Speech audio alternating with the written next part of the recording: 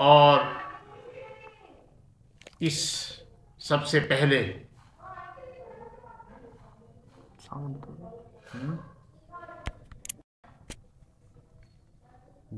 Banking से पहले संसार भर में वस्तु विनिमय प्रणाली प्रचलित हुई। उसमें कुछ लोग किसी एक वस्तु के स्थान पर दूसरी वस्तु, यानी कि जैसे गेहूं के स्थान पर चावल, ज्वार, मक्का का एक दूसरे का विनिमय कर लेते थे। उसकी उपज के अनुरूप ही उसका जो है वहाँ पर आकलन कर लिया जाता था कि कौन सी वस्तु अधिक मूल्यवान है। जो उपभोक्ता द्वारा जिस वस्तु को प्राप्त किया जाता था अधिक संख्या में, वह वस्तु जो है महंगी समझी जाती थी और उसके बदले में दूसरे उत्पाद जो है वो आराम से मिलते थे। इसमें बड़ा स्वच्छंदता का युग था, ये कबीले पद्धति का युग था। ये इसमें इस समय गांव और राज्यों का भी निर्माण नहीं हुआ था, लेकिन बाद में यह प्रचलन गांव के और शहरों के और राज्यों के और कबीलों के निर्माण तक भी चलता रहा। और उस चलने में उसमें एक वस्तु से दूसरे वस्तु की ओर उसे लिया दिया जाता रहा। फिर एक विद्वत समाज के नागरिक के मस्तिष्क में आया कि क्यों ना इसका जो है ये है जो है एक दूसरे के प्रति बड़ी अलाभप्रद सी स्थिति है, इसका कोई सुचारूपन नहीं है, अतः इसे सुचारू करने के लिए क्या किया जाए। तो उन्होंने उसके बदले में जो पत्थर के कुछ सिक्के बनाए और उन पत्थर की सिक्कों के आधार पर उन्होंने लेन देन शुरू किया।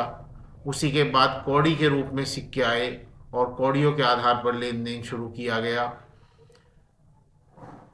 हुमायूं के नज़दीकी रहे विक्रमादित्य ने, जो कि एक भिस्ती था, उसने भी सिक्के चलाए और उन सिक्कों के आधार पर करीब 6-7 दिन तक मुगल साम्राज्य में वो सिक्के चलते रहे।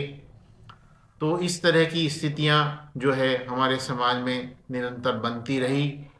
और फिर धातु के सिक्कों का युग आया।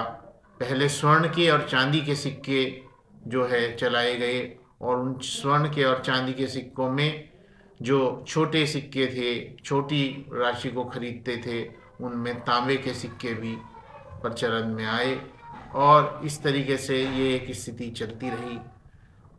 और फिर बाद में सभ्यता के साथ साथ लोगों ने कागज़ की मुद्रा का प्रचलन शुरू किया। सोने के भंडार उतने सुरक्षित रखकर उसके बदले वो नोट प्रसारित कर दिया जाते थे और उसमें गारंटी होती थी कि जब आप इसका कभी स्थान पर आप जाकर जो है इसका प्रयोग करेंगे तो आपको उसके बदले जितना स्वर्ण आप चाहते हैं वो रुपये की वो कागजी मुद्रा के बदले में मिल सकता है। इस तरह की विश्वव्यापी संचरण हुआ और इसी के साथ बैंकिंग प्रणाली लोगों के यहाँ आई। उससे पूर्व साहूकारों की प्रणाली थी, जिसमें साहूकार गांव में हुआ करता था। वो लोगों की हैसियत आंकते रखता था और उसकी जो बही खाते थे उन पर लिखी हुई बात मान्य होती थी और उसे सरकारी मान्यता भी होती थी। वो उसकी मोहरबंदी करा लिया करता था पृष्ठों की और उसकी सूचना भी दिया करता था। इस तरह का प्रचलन भी मतलब उसमें साहूकारी के रूप में रहा और वो चलता रहा। और इस तरीके से ये साहूकारी ही बाद में बैंकिंग व्यवस्था की वह आधार बनी। और बैंकिंग व्यवस्था जिस समय देशों के अंदर होनी शुरू हुई तो भारत में बैंकिंग व्यवस्था अंग्रेज़ों की देन है। अंग्रेज़ों ने अपने समय में बैंक आदि स्थापित किए और उसमें उन बैंकों में जो है लोगों को लॉकर आदि भी रखने के लिए दिए, जिसमें वो अपना कीमती सामान रख सकते थे। तो इस तरह की प्रणाली में जो है बहुत से बैंक भारतवर्ष के अंदर आए और उन्होंने जो है अपना कार्य और कारोबार शुरू किया। और उस कारोबार के अंदर चलते हुए उन्होंने अपनी एक अलग अलग नीतियां बनाई। हर बैंक की अलग अलग नीतियां होती थी उसी आधार पर उसमें धन संग्रह होता था, और धन संग्रह होने के बाद उसमें जो है धन संग्रह के बाद जो है उसका जो है प्रयोग जो है बैंक जो है किसी को ऋण आदि देकर किया करते थे।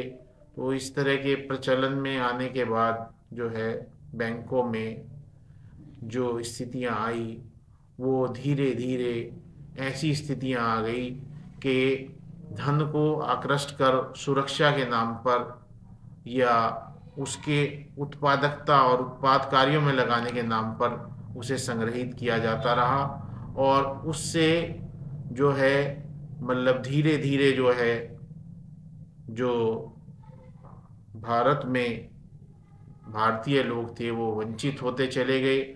और इसीलिए जब बैंकों ने केवल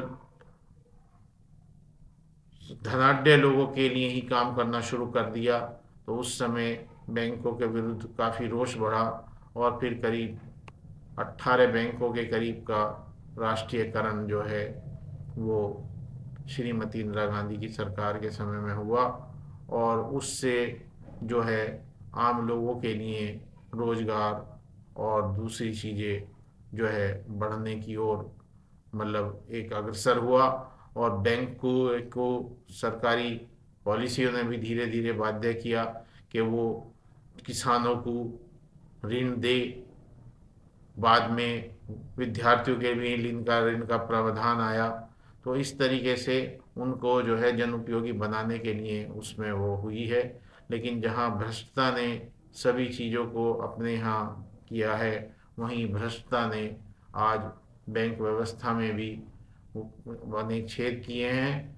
अरबों खरबों रुपया, खरबों खरब रुपया जो है भारत जैसे देश में ऐसे लोगों को बांट दिया गया है जिन्होंने कि उस पैसे को लेकर उसका कोई लौटाना नहीं है, क्योंकि उसके बदले में सिर्फ वही झूठे सच्चे जो है जो मशीनरी आदि या दूसरी चीज़ें दिखाने के उन्होंने उसे रखा उसमें, और फिर उसको दिखाने के आधार पर वो लोग सब खरबों खरब रुपया जो है उसका खा गए। अतः ऐसी स्थिति में आज बैंकों के बारे में भी सोचने की अवस्था है कि बैंकों को जनोपयोगी कैसे बनाया जाए, या उससे भी एक सरल व्यवस्था ऐसी बनाई जाए जो कि भूखे नंगे गरीब के और पढ़ने वाले हर विद्यार्थी के काम आ सके और वो पढ़ लिख कर कुछ बन सके। जय हिंद, जय भारत, जय भारत।